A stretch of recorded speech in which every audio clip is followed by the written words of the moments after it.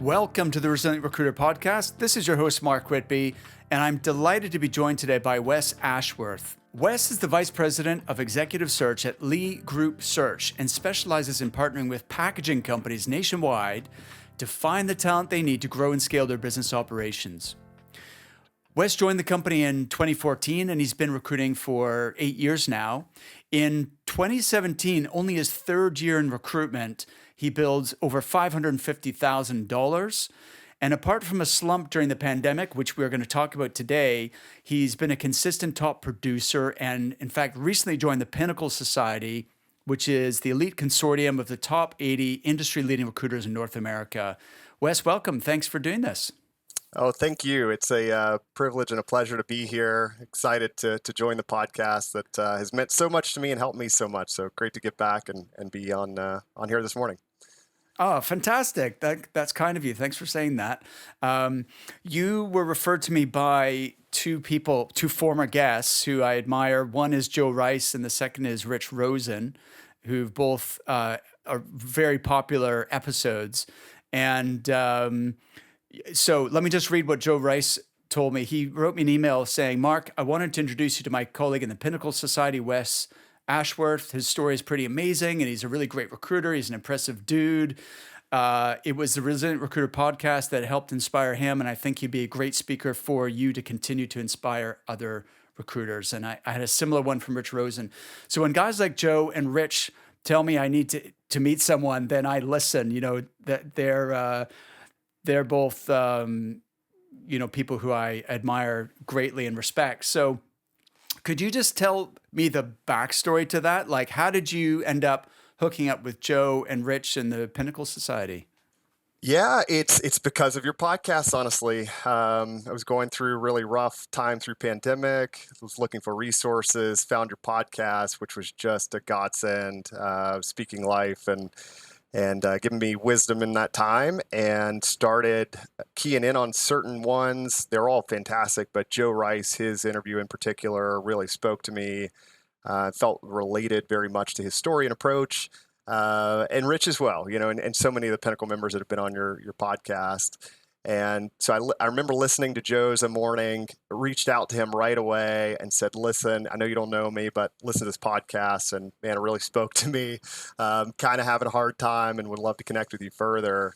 And he just, without hesitation, reached out, said, hey, let's have a chat and talk. And, he took the time to speak some life into me and encourage me. So that's where it all started. That's how I learned about Pinnacle Societies through your podcast. That's how I got connected to those wonderful, wonderful guys. And the rest is history. So when I talked to Joe, he encouraged me to apply for Pinnacle, and which I did, which we can talk more about, and ended up luckily getting in. And then after this most recent conference, was driving to work one morning and just said, this podcast did so much for me and pointed me in a great direction and put me on the path I think I'm on now. I need to share my story and get back. So that's kind of the origin.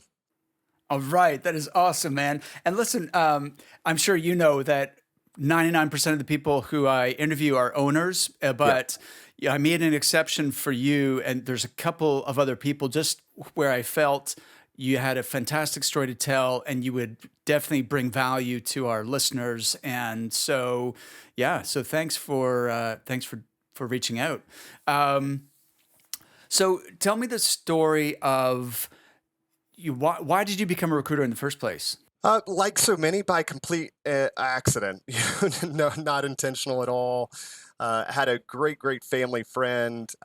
This lady had a complete debt of gratitude.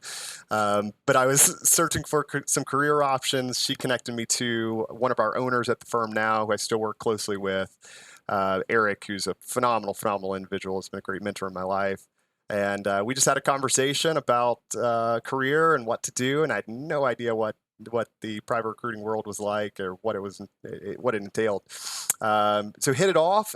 Timing wasn't right at that point. It was kind of coming out of 2008, 2009, somewhere around there, but we stayed in touch.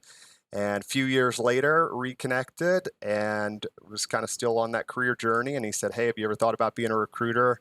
And I said, nope, I have not. And I have no idea what it is, but sure, I'd love to talk about it. We met for several hours and he lined it out and really the rest is history. Amazing. All right. Awesome. And how did you end up in packaging? That's like, were you working in the industry previously or? No, complete and utter accident. I think again, just happenstance. One of my first searches I got put on was a plastics company in our Okay. local area, and so that started the journey kind of towards plastics. As I grew down it, I started kind of drawing more towards packaging, the packaging side of plastics. It just honestly found it interesting, and it was something I knew I had a starting place because of that search was a big client in that year, and just stayed down the path and kind of continued Built on with that it. success. That's Yeah. it. All right. Awesome. Makes sense. So, so you were, I know you'd done really well. Your production was excellent. You got promoted to VP. Um, but then it seems like stuff hit the fan back in 2020, Yeah. as it did for most, I would say, like the vast majority of recruiters Yep. had a tough time then. So talk me through what was happening in your world when that kicked off. Yeah, like so many, struggled. I think the difference, which I didn't pivot quickly, I didn't do some of the great things that some people did quickly. Coming out of a great year, 2019, growing, building our firm, and hitting that. Basically, I was promoted, and then pandemic just came crashing down, and everything sort of fell apart. Jobs were put on hold. We were building a team. We ended up, losing a couple of those team members just due to financial or numbers weren't quite what they needed to be through that time frame. So, yeah, just feel like got kicked in the teeth and couldn't win no matter how hard I tried. And it was one I thought it naively would be going, would happen or go away quickly, and was just sort of waiting. And it didn't go away quickly, as we well know. Um, and it took some really hard lessons, getting just my butt kicked royally for 2 years, and learning some really hard lessons. But honestly, look back now, and I'm grateful and thankful that it happened, and did finally learn, did finally get what I needed to do, connected with some great people that spoke wisdom and life into me, and have helped me going forward. So that's the gist. Well, I am positive that many people will relate to what you just shared.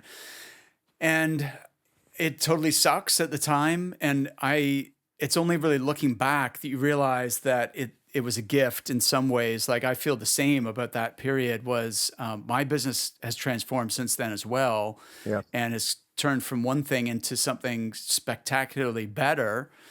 And it probably wouldn't have happened, if we hadn't all gone through that, because it forces, like, you're kind of, I don't know, I'm not saying you were coasting, but I was definitely, Mhm. in a gear that I was not playing full out, and was kind of coasting, and maybe complacent is too strong, Yeah. but it forces you to rethink things and switch it up and try new strategies, and almost out of desperation, right? Because you're Yeah. like, man, I just I have to do something different to make this work, and Yeah. you end up, then when the market picks up, then you're so much better than you were previously. That's certainly been my experience anyway. So what's your take on that? Yeah, I agree with you. I think definitely was there comfortable in a way. I'm a very competitive person, as most people that have succeeded in this world. So always pushing, always driving, trying to do better. But in a way, was a bit complacent. I mean, I think maybe that is too strong a word, but close to that. And then just being forced, you didn't have a choice. You had to try some different things, do some things different, and we did that. I think some good, some bad. I think through that and looking back, there are great things that we did early on.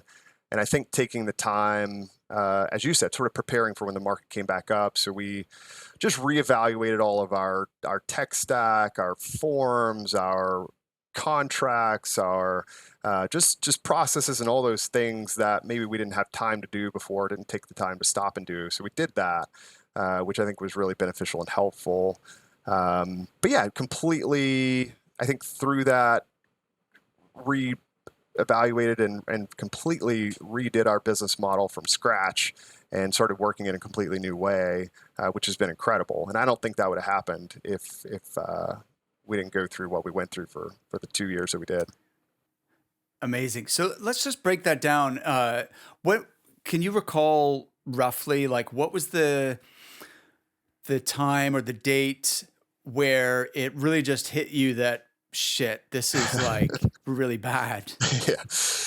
Um, yeah. So 2020, again, just being tenacious and stubborn. I think I'm stubborn as can be, and I think admit that. Was just holding on. Was just kind of working really hard, just not giving up, just nose the grind, so just keep going, and feel like I was holding my breath for when this thing was going to be over, to the point of almost just blacking out, but just tenacious and continuing to push forward. And I remember thinking, like, light at the end of the tunnel. 2020 is almost over. 2021, once that starts, man, we'll be back. It'll be better. Things will be great. Nearing burnout, just driving. And then 2021 hit, and it wasn't better. It didn't happen. Oh And no. A lot of recruiters things did like 2020 was a good year, yeah, but that wasn't your experience. So no. what happened for you? Yeah, so 2021, I hadn't shifted the way I was working yet, and I was just kind of continuing to grind it out and realizing that, thinking it was going to get better, and it didn't. And I was all purely contingent at that point. I had long-standing clients that I could rely on up until that point. I would almost Mm, count those contingent searches like retained, where I would fill almost every single one of them. And all of a sudden, that wasn't happening anymore. And so I was losing business mm. over and over again. I'm working harder than I've ever worked, doing my part, getting candidates, doing the process thoroughly, and then walking away with nothing to show for it. And then compounding the fact of just being burnt out, just kind of going from all of 2020 and beyond, and just kind of got worse and worse. And so I think, uh, really going into the end of 2020, my confidence was shaken. And I'm a Totally. confident person, believe in what I do, passionate about what I do. And I had just lost all sense of confidence where, when I was going to a new client conversation, I was walking in without my normal confidence, without my normal passion, and just having a hard time believing in it anymore. And that was tough. And that kind of, again, continues to get worse and worse. Um, so yeah, it probably end of 2020, I realized, like, hey, I might be in trouble here. This sucks. I'm not having fun anymore. Not having success. Not giving up. Not working any less and working harder. Um, but yeah, realizing something I had to mean, at give. that stage, any thoughts about like packing it in and trying something else, or like, because what's yeah, you're doing everything you know how. But it feels like you're beating your head against a brick wall, Yeah. not getting the results that you're used to. Confidence knocked. What's going through your head? Quitting has never been in my DNA, and I think that Awesome. All right. that probably is a beneficial thing in recruiting that you need to have. Um, Totally. I, to a point, I'll just keep going until eventually, like, I'm not going to give up. I'll keep fighting at it. Right. My dad told a story when I was a kid that I was probably 8, 9. We're at the beach, and these little fish are swimming around the water, and I wanted to catch one. And he goes, "Son, you'll never catch one of those fish. They're just too fast." And I literally probably sat there for hours until I finally caught one and brought it to him, and said, "Hey, here you go." So being told I can't do something, that's a pretty big motivating factor and driving factor. I won't let something beat me, and I think that's critical for success in this industry. So there was never a thought of giving Awesome. up. It was just, Mhm. my God, how long can I go like this? And Yes. stress continuing to pile up, emotionally being affected. Um, it was rough, in those years of really everything. It was a perfect storm. Like business is down. I'm in a new position where a team is counting on me for their financial success of their families. I feel like I'm letting them down. I feel like I'm letting the owners of our firm down. Um, Personal life is a mess just because our daughter, I have a beautiful, almost 9-year-old daughter, is the love and joy of my life. She had to do remote school and she's isolated, not I around her know. friends. That's putting extra stress on my wife, who's working from home full time, which my wife's absolute saint, that I couldn't have got through it without. And it's just compounding, compounding, compounding, compounding. There's all this negativity in the media and news. And that was something where I just drew a line in the sand and said, I'm not letting negativity in. I'm not listening to anything Yeah. negative. I'm not, I have enough going on to where I'm canceling all that stuff out. So I think the problem was there, but I didn't fully grasp what I needed to do until probably the end of 2021. Okay, excellent. So we'll segue into that because I want to hear about the changes you made to your business model and what were the shifts that you've implemented, which have resulted now in a record-breaking period and achieving a new pinnacle. Pardon the expression. Yeah. And but first, just wanted to say to you, by the way, Wes, that the fact you've now emerged from that horrible, experience means that you've got that muscle memory for next time. Because the problem with recruiting, it's a great business, it's a great profession, but the economy, we are very linked to the economy, and that's cyclical, and we know that sooner or later, we're going to have another downturn or Yeah. deceleration, and but now you've got your stripes, mentally that you can get through that, emotionally, and you also have some awareness of some new strategies, and you're going to be the one who's mentoring and coaching others through that, who are maybe earlier in their career and maybe haven't ever seen a challenging, that kind of adversity before. You'll be very well equipped to coach them. So it's that's one positive you can take away. Yeah. So what were those key changes? Like, just break it down for me and walk me through how that evolved. Yeah, absolutely. So one, it's this feeling like I'm working harder than ever and I'm getting less results, and that is just demotivating and just kills you. And so I finally got to the point, and I would encourage anybody to do this if they feel the same. Figure it out and quantify it.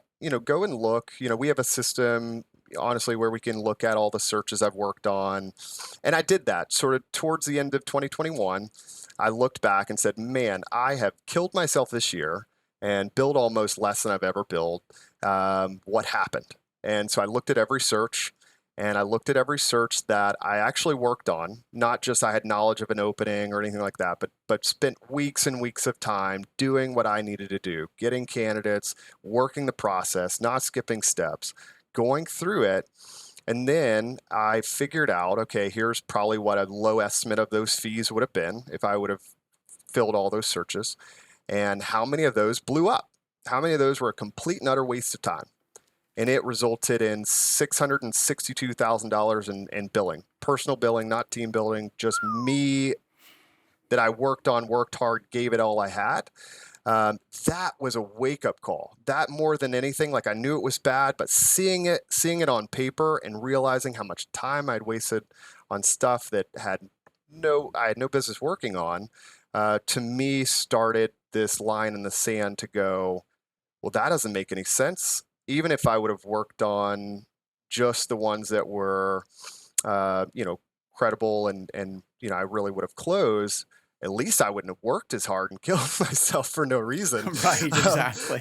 but then the realization that if I worked on, twice as many searches that I would have filled that were actually good and credible, and I would have filled them and not worked for free, how much more could I do?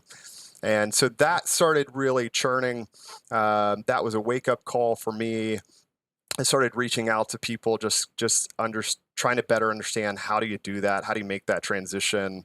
I was kind of auditioned for Pinnacle in October of 2021, so last year. And they had a speaker, Jennifer Meyer. She's from Govik Associates, so shout out to her. She spoke. Sorry, what? Could you repeat that? Jennifer Myers? Jennifer Meyer at Govik and Meyer. Okay. Associates. She was a Okay. speaker, and she just had this mindset of not working for free and really being confident in dictating her terms. And Love it. I reached out to her and I said, hey, this is what I'm doing. Because she had gone from pure contingent, walking in and making it, almost fully engaged or retained. And so had a conversation with her. She was fortunate enough that I was fortunate enough that she would spare her time and speak some of that into me. And one thing that she said, there were some strategies there, but she said, beyond anything, most important, put your stake in the ground and don't look back. It can't be a 50-50 thing. You can't be half in contingent, half in engaged. Put your stake in the ground and go forward. And that's the number one thing for success beyond anything else. And at that moment, I just said, I'm done. I saw the revenue loss working really hard on stuff that made no difference at all. And I said, I am not signing another contingent agreement. I'm not taking on any new business that's not, engaged where some money is put up front. I'm not going to do it no matter how bad it hurts, no matter what the short-term pain. It's not going to happen. Made that determination. That's when stuff started changing. I love that, Wes. That's great advice from Jennifer. How does she spell her last name, by the way? It is Meyer. Okay, perfect. Just so I can look her up, and we'll put a link in the show notes. Yeah. But so listen, I love this philosophy of putting a stake in the ground and going all in, like only not writing another contingent search agreement. When I was running a desk, I actually did do a blend. So I did probably 50-50 contingent, and like it was exclusive contingent, and then retained or engaged. And I think that you can make that work. But psychologically, I think your stance is more powerful, actually. And looking back, I wish I had done it that way. I think I would have done even better. So I love that. So you had this new mindset. How did you actually carry it out? Yeah, so for me, I'm an all-in and all-out type of person, and I think that's why it made sense for me to put the stake in the ground and go 100% one way. What I found was I didn't have another choice, and I didn't have an easy choice to fall back on. And so we can all get to the point where we're a little desperate for business. We really want that client, and yeah, we want engaged, but they kind of push back on it, and it's too easy to fall back on a contingent option. And so not having that option in my mind made me confidently stand my ground and say, hey, this is the way we work. That may or may not be okay for you, and that's okay. We may not be a fit for each other, and that's okay. This is the way I work. This is why I work. Going into those conversations confidently, really without another option, that forced me to really believe in it and stand by it. And I think wasn't perfect at first, but every conversation I walked in, it got more and more comfortable. It got easier. I believed it more. And magically, you ask for it, and all these clients go, hey, sure, we'll pay an engagement fee up front. We get it. Why you don't want to work for free, and we're committed, and sure. So I'm a firm believer. One of the best pieces of advice I've ever heard in my career early on was the world belongs to askers. And I think just asking the question of, hey, we work on this model. It's a small fee up front, and asking for it, and you get it. 100%. I love that, Wes. Fantastic. It's so powerful. It's simple, but it's powerful. So can you recall, like, when was the very first successful engaged pitch that you won? Without naming the company name, but just can you tell me that story? Yeah, it was January this year. Actually, that's not true. Probably December of last year, somewhere in there. Okay. Yeah, and it wasn't like I had 30 of these conversations and one finally hit. It was probably within the first 5. Wow. And it was just I think one, I did my homework and researching kind of why I believe this. And it was coming from an honest place. It was Mhm. going, I worked on plenty of searches over the year that were contingent. I could tell you why they didn't work. Um, but it was really being that ability. And the realization I had in my head, two things. One was people that are doing business with you want to be guided in the process. They don't, even if they don't admit it, they want you to be the expert. They want you to know why it's going to be successful and how it's successful. And I started thinking about that of like, I'm good at what I do. You wouldn't be here if you weren't. You know how to do this. You know how to get success. You know what happens when a successful hire is made in a timely manner, the right fit, all the right things. You know how to do it. You've got to help these people see it and be able to know how to go about it because they don't know. And but too much, oftentimes when we're in that desperate mode, we're letting the client dictate how they want to work and how it should be, and they just know what they know from experience, and it's up to you to kind of teach them and show them something different. And so started banking on that, and just telling clients too, like, hey, this is how I put food on the table for my family. This is how I care for my family. Is the success of this, that we're both successful and we're in this together. I know how to do this. I know how to get us to this success. And if you trust me, if you let me help you, if we're truly partnered on this, I can help you get there. If we're a fit for each other, if we're not, that's okay too. But I know the key to success, I know how to get there, and we got to trust each other in order to partner there. And so this realization too that why wouldn't somebody pay an engagement fee? Either one, they want to hedge their bets and they want every opportunity out because they know they've got internal candidates or they know they've got, man, we actually get a lot of applicants. They want every out to not pay that fee. Two, Mhm. in my mind, is they don't trust you. Mhm. And if they don't Totally trust right. you or believe in you, you shouldn't work with them anyways. And you don't want, that's not somebody you would want to work with. And I don't, if they don't trust me and believe me to do the job, then I think they should go find someone that they do. And so beyond those two reasons, to me, there's not many other reasons. And so it was kind of going, well, if we kind of go through this, I'll be as raw and transparent and honest as possible with you, share how I work, share who I am, share what I'm about, share what I'm good at, share what I'm not. And if you believe in me and trust me to do this, there's no reason you wouldn't pay this small fee up front. It's nothing extra. Um, then okay, but more often than not, they would, um, because especially when you're raw and transparent and honest, people work with you because they relate to you and like your demeanor and process and the way you work. And so people started buying into that. And I started walking away from a lot of business that weren't. And they would kind of go, you could tell, logically, they would kind of calculate it and go, well, yeah, we like you a lot. And yeah, we really want to work with you, but we just don't do that. And it's kind of like, okay. And you say no and you walk away. And some of those would call back. Some of those you're going, and some I found out afterwards that I dodged a serious bullet and would have wasted a Absolutely. lot of time on. And the more you start feeling that and experiencing that, the higher your belief goes. Uh, to where now, honestly, there's nothing in my mind that could convince me otherwise to do anything different.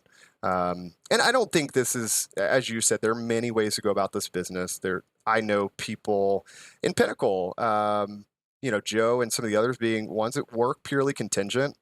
There is a very, very, very specific way they do it and a roadmap they follow to be successful, and they have tremendous success. I'm not saying it's the only way, but for me and the way I was going, it is the right way and one I am just supremely confident and bought into.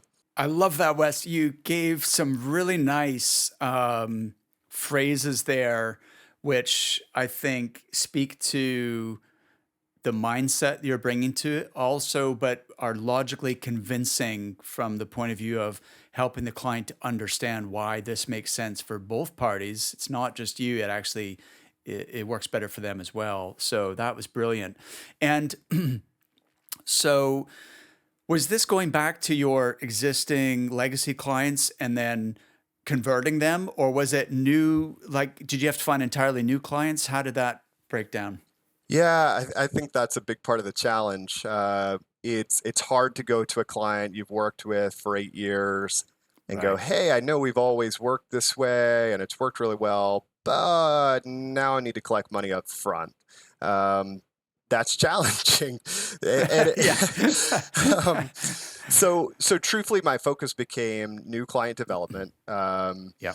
I think I was more specific in the way I did that and getting a little more niched, a little more specific in the types of roles or type of people I was reaching out to.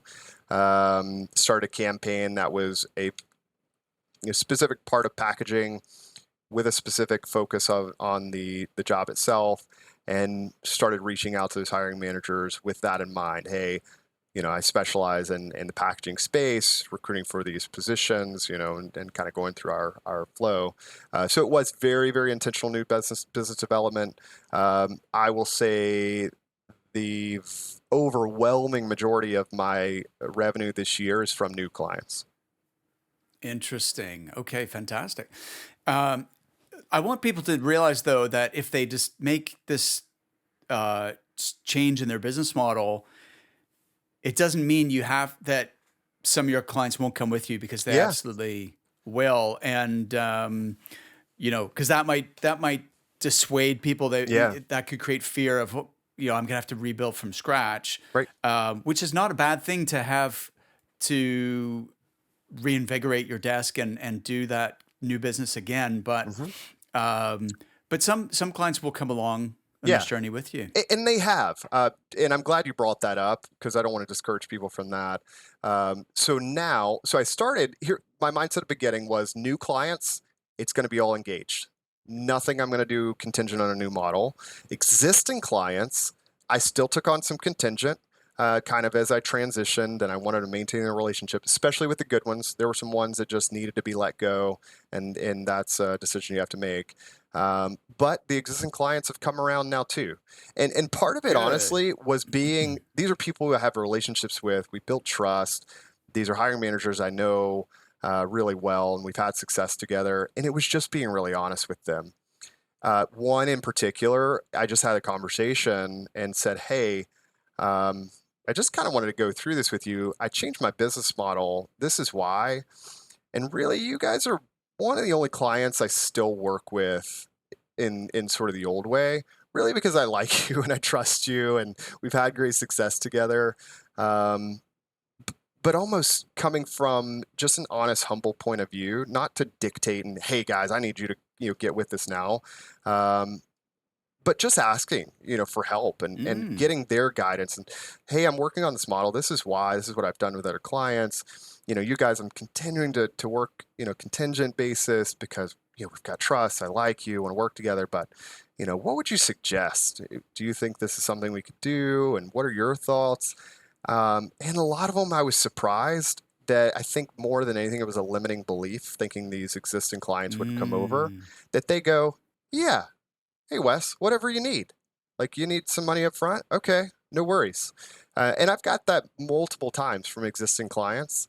And so to your point, I think more than anything, that's probably a limiting belief in that fear that your existing clients won't come around. Some won't, and probably those are ones you should walk away from anyways. Those are ones that, and I think Absolutely. that's the danger holding on to that client that gives you enough billing a year that you're holding on to it desperately. But if you're really honest with yourself, you really looked at the numbers, you really analyze it, they're not a great client. Awesome. That is so well said, Wes. I couldn't agree more. That's brilliant. And do you know the other thing that, in addition to the true partnership with a client, where they do trust you, they do want to work with you, and they're willing to give you, an advance on the fee. Um, the other area that we encourage people to revisit with, especially new, but even their existing clients, is their charge rate, their fee percentage. hmm Um, One of the things that we do with our coaching clients who join our program, we want to get them some quick wins so that, like, the coaching pays for itself pretty quickly. And so one of the things that we do with everybody, like in the first month, is get them to raise their rates unless they're already charging like the absolute upper limit in their niche, but that's rare. Most of us over time, we've kind of, conceded on, multiple occasions, and you get into a point where you're in a comfort zone. And we encourage people to review that based on how hot the market is, how much demand there is for candidates, and also, some of the differentiators and some of the new processes they're putting in place to level up their service offering.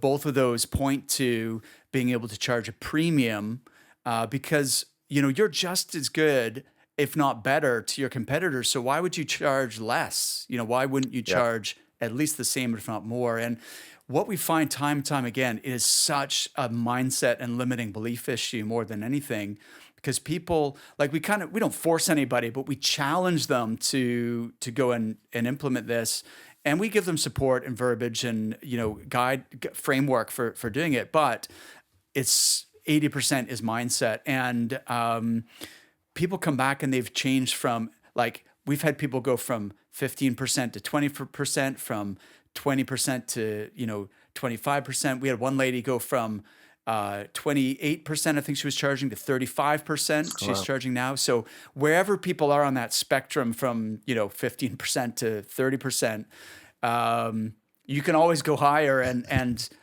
so that's kind of another little thing, which is it's the same thought process as switching to retained. I think is really valuing what you do, believing that you have a hugely positive and beneficial impact on the client's business. The impact of the talent that you're introducing, the amount of time you're saving them in the search process. It's kind of this. It's a similar thought process or mindset, I think. Yeah, I agree with you completely. What's happening now? I think you're smashing new records. So Yeah. what's the state of your business as we speak today? God, it's good. I'm having fun. I'm excited. I'm fired up. So July or June, sorry, June. As of June 1st, I was at roughly 420 in billing, which is on pace for record kind of year. Admittedly, now especially being around all these Pinnacle members that are $1 million billers, that's where my sights are now. And trying to pace that. So come June, that's my goal. Be it maybe around 500 or close to Awesome. 500 into June, but yeah, rocking and rolling, having a great time, and found re-energized, found my love again for this career, and clients are happy. I'm happy. One in particular that's become one of my main new clients. They had never worked anything but contingent, and so they gave me one search to work engaged. First time they'd ever done it, and just knocked it out of the park. Showed them. I think the transparency too that enabled me. I'm that way. I don't like to hide. I like to be transparent. I like to be honest and show them where I'm Totally. at. But we have a search we're working on. We had a weekly recurring call, and I would send them a report of my entire search every week. It would show every candidate I've reached out to, every conversation I've had, everything I've done, fully open, fully transparent, and I could do that because it was engaged. And man, we knocked the park on that search. They were thrilled and just over the moon. They put me into like all their different divisions now and different searches, and they go, hey, this is unlike anything we've ever done before and worked before. So that encouragement to go, if you can get in those clients and convince them, give you one search and let you do it the right way, let you do something different, you can really become something that they've never experienced before. So life's Amazing. I good. love that. All right, Wes, fantastic. And I can feel that energy. You've definitely got your mojo back. Yeah. There's a couple of points you made I wanted to pick up on. The first was the power of having a peer group to pace yourself against. And two examples of that. So recently I ran my first half marathon. It was the Edinburgh Marathon Festival a Yeah. couple of weekends ago. And it was so much easier when you're running with there was literally thousands and thousands of people, and there was people cheering you on. And, that is so much easier than being by yourself on those cold, rainy nights, like Yeah. running, which you have to do. Obviously, you have to put in the miles on your own, but that I think speaks to just how when you're sort of competing with other people and you want to excel, and you have others to sort of compare yourself against, and it also speaks to the power of having a peer group, whether it's Pinnacle or whether it's our coaching program or something else, having like-minded people who are excellent and really setting the bar high means that your your reference point, the people that you're comparing yourself to, if you compare yourself to not, and by the way, I don't mean compare yourself and feel bad about where you are, but Sure. almost as an inspirational, think, wow, if Wes can transition to fully retained, and he seems like a normal, regular guy. If he can do it, then there's no reason I can't do it. It's Yep. having those examples of and those role models, I think, is powerful.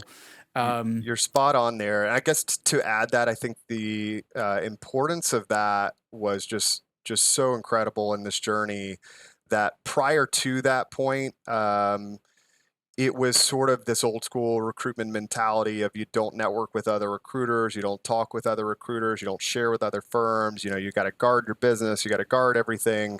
And through the pandemic, I felt so isolated and just kind of by myself in this journey. And not to mention, I had my firm and the owner and some of my teammates, which were phenomenal, but something different about having an outside peer group and just feeling like I'm out on an island by myself, and then connecting with Pinnacle, which I would encourage anyone if they're searching for something to seek out Pinnacle or another network or another association and get involved for that very reason you explained.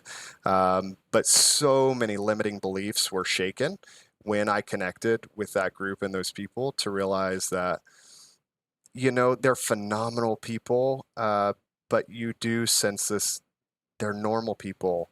And there's nothing magical that they're doing. It's just working smarter, working better, using a little wisdom, using the power of a group versus one mind.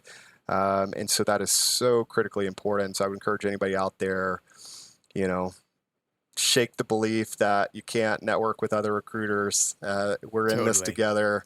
We need to help each other, and we're better collectively.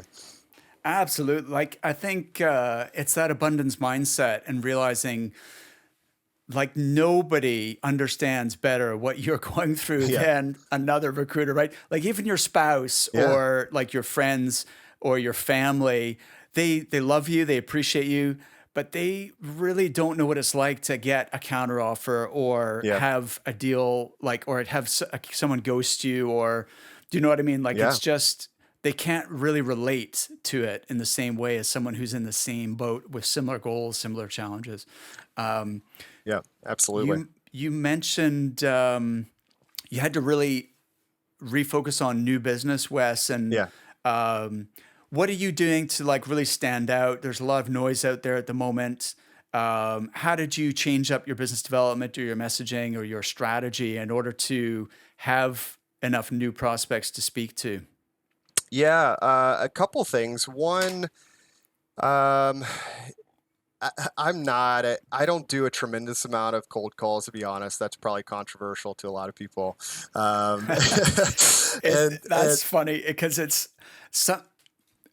Well, don't get look. This is one of those topics I could get on my soapbox because yeah, some people there's recruiters out there and I've interviewed them on the show and they're like, it's all about picking up the yep, phone, making the cold calls, doing the reps. That is the secret to success. yeah, And then there's others out there saying cold calling is dead. You need to use social media, generate inbounds, yeah, blah blah blah. And I'm sitting here going, guys, it's not either or, it's yeah, both. absolutely. There's not, you don't have to do one and not the other. But Yep. sorry, I'll let you talk, Wes. Yeah. What's your approach? No, it's perfect. So really, it's niche specific. It is focused areas and finding companies that makes the most sense to reach out to. Finding those hiring managers. Generally, the highest I can go, it's going to be a CEO or an executive or VP level. I have had a lot of success with like LinkedIn automation, to be really honest with you. Yeah. Um, have some tools. The tool is not a public tool that you can go out and buy, so I won't name it by name. I'm trying to actually get uh, in that to where I can offer it as a service. I'm working on that. Okay, cool. Um, but it just, and there are plenty of them out there. It sends a connection Yep. request. If they don't reply, it sends follow-up messages and goes through a cadence. Um, Hmm. so I do that. I think the important part is never salesy, no, never overbearing, never asking for too much, just giving the relevance of why I'm reaching out, showing them I'm a real normal guy. I'll give a ton of credit to Josh Braun. He is a sales trainer. He was like a copywriter, brilliant guy. He spoke at a Pinnacle conference. That turned my messaging upside down. He has a very Fantastic. provocative way of going about it, but when you hear it, you're like, "Ah, man, that makes sense. It's How do counter, you yeah. how do you spell that last name, It's Wes? Braun. Okay, Braun. B Josh R Braun. A Okay, U N. cool. He's on LinkedIn. You look him up a Great. lot of different ways. But he is just all about just removing the pitch, getting through the noise, being raw, being real, being relevant. I applied so many of his tactics, and people responded to that more than anything. Fantastic. Um, to the point where I've even had people ask about it, like, "Hey, you worded this way, or you asked this question this way, man. That got my attention. I just wanted to share that with you." So a lot of credit to Josh Braun and Wow, his sales training. you know you've got good messages when your prospects thank you for sending your outreach to them Yeah, and some and of it like is compliment you on it. yeah, some of it's just real. It's just honest. Yeah, It feels good when you say it because you're not being over yeah. professional and fake and being that way. But some of it's just real, being authentic. I had one yesterday. And it was some message of going, "Hey, I've reached out a few times. I'm sure you're ready at this point just to tell me to kick rocks and get out of here. I completely get it if that's the case, but haven't heard from you. Don't want to assume. Just want to know. I'll sleep better at night if you tell me. Just hey, I'm happy and no worries." I had several responses to that. One is like, "Hey, I've ignored messages up to this point, but man, that humor got me. I laughed and responded." So I'd encourage anybody to check him out. I think just there's so much noise out there and it's so easy to get Yes. lost. But when you do something that no one else is doing, you say something no one else is saying, in today's world, that's what gets the response. That's what gets the attention. So I think that's a huge piece of Definitely. it. I love that, Wes. And we in our group we look at everyone's tech stack, and people actually share like all the tools they're using, and compare notes so we know what the best platforms out there are. I have used quite a few of our coaching clients use LinkedIn automation tools of one kind or another, and I think there's definitely value to that. If you do it correctly, you can also mess it Yeah. up. So you have to be careful with that. I actually got my wrist slap by LinkedIn for using automation a few years ago. And Yep. so I now just playing it safe, we do it totally manually, but it's a Yeah. similar process. But it's my team and my colleague Rachel helps me with that. So it is laborious, Hmm. and it's the kind of thing like I think for a recruiter running a desk, automation is the way to go Yeah. because otherwise, well, if you're an owner and you've got the budget to hire an offshore virtual assistant, you can get somebody else to do it for you, which is send those connection requests, send the follow-up messages, and then track where everyone is in a spreadsheet. Can definitely be done, and it has certain advantages over the automation. Hmm. But if you're running a desk and you don't want to hire anyone to do that, then definitely check out automation tools. And if you're wondering which ones to use, then reach out to me, and I'm happy to help you with that. In addition to the LinkedIn stuff, is there anything else that you're doing that's being effective right now? Um, I mean, a lot of it comes from that. I've joined, I think, some industry associations as well. You mean for the industry you serve? Yeah, packaging specific ones. Yeah, Started trying to great be idea. be a voice there. Yep. Um, and then I think too, just where some of the things come in, just networking. calling people or talking to people that you've worked with in the past, or again, the world belongs to askers, asking the question of those new clients that they probably know other owners, they probably know other executives in Of the course. space, and so asking those questions I think goes a long ways. But that's it. I mean, Definitely. there's no magic thing. Well, that's one of those obvious things that most people just don't do, right? Is ask every positive, like you have a positive experience with a candidate or a client you served, they're happy, network with them, ask them who else they know that you might be able to help, that's in a similar profession or space or job function. Why wouldn't they? People are happy to help you. You've helped them, so they're going to reciprocate. In terms of LinkedIn, I should have checked before I jumped on here. Are you also posting your own content so that you're showing up in the newsfeed of people you are connected with, or? Yeah, I am. So we work with an outside marketing firm, which has been fantastic for us as a local firm. But we're constantly kind of producing different blog posts. We're trying to add some just posts that are adding humor and light to the day, some quick things to get attention, but just trying to stay relevant, trying to stay on social media feeds. Just the realization, the more people see our name, they see us in the space, the more trusted we become. So constantly doing that. I would say it's not a huge time commitment, truthfully, but we're trying to do little things that make sense and putting that content out there always. Definitely. And it's the aggregate of you're doing the reach outs, you're connecting people on LinkedIn, then they see your post, and then they get a follow-up message from you, and then they might get a phone call, and it's the combination of those things that mean that the perception is Wes Ashworth is everywhere, and then maybe you bump into them at a conference. Yeah. You get that industry association you've joined, and they go, "Hey, I know you," Yep. and because they've seen your stuff on LinkedIn. I think that's.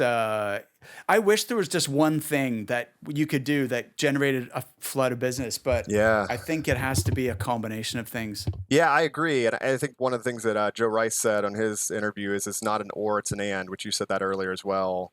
And I agree wholeheartedly with that. I think there's no magic bullet. There's an and. You've got to kind of put little bits and pieces out all over the place, and that collectively will get you there. Awesome. Wes, well, listen, this has been a lot of fun. I hope you and expect that you will hit your goal of reaching 7 figures. And Yeah.